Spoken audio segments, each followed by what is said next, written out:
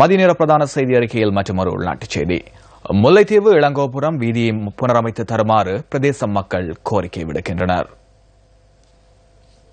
முல்லைத்தீவு இளங்கோபுரம் பகுதியில் உள்ள வீதியே இது. இந்த பகுதியில் காணப்படும் வீதிகள் சீரமைக்கப்படாமல் காணப்படுவது எமது கேமராவில் இவ்வாறு பதிவானது. வீதிகள் சீரின்மையினால் இந்த பகுதியில் போக்குவரத்தில் ஈடுபடும் பொதுமக்கள் பலத்த சிரமத்தை எதிர்நோக்குவதாக எமது பிராந்திய செய்தியாளர் தெரிவிக்கின்றார். வைத்தியசாலைக்கு செல்லும் நோயாளிகள் உரிய நேரத்தில் தாம் செல்ல முடியாத நிலை ஏற்பட்டுள்ளதாகவும் தெரிவிக்கின்றனர். தற்பொழுது பாலத்தினுடைய நிலை சரியான மோசமாக உள்ளது. இன்னும் சற்று அதாவது இனிவரும் மழை காலங்களை விட்டு இனி அடுத்த வருஷங்களில் அளவில் இப்பாலமானது உடையும் நிலையில் தற்பொழுது காணப்பட்டுக் கொண்டிருக்கிறது.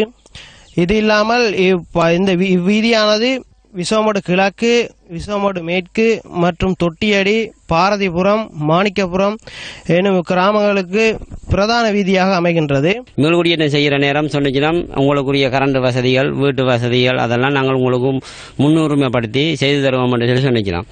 நாங்கள் அதன்படியே எல்லாம் செய்துச்சுன்னா, ஆனால் எங்களுக்கு இன்னும் வீட்டு திட்டங்களும் உரிய முறையில் எல்லாருக்கும் வந்து சேரையில். மற்றது கரண்ட் விநியோகம் எல்லா பக்கமும் கரண்டுகள் கொடுக்கப்பட்டும் இந்த ஒரு 80-82 குடும்பத்துக்கு கரண்ட் இன்னும் வழங்கப்படாமல் இருக்கு. எங்களுக்குரிய லைட் போஸ்ட்களை கொண்டு பறிக்கிறாங்க, திருப்பி ஏற்றி கொண்டு போறாங்க, வயர்களை கொண்டு பறிக்கிறாங்க, திருப்பி ஏற்றி கொண்டு போறாங்களே தவிர எங்களோட பக்கத்துக்கு எந்த ஒரு வேலையும் இதுவரைக்கும் செய்ததாக இல்லை.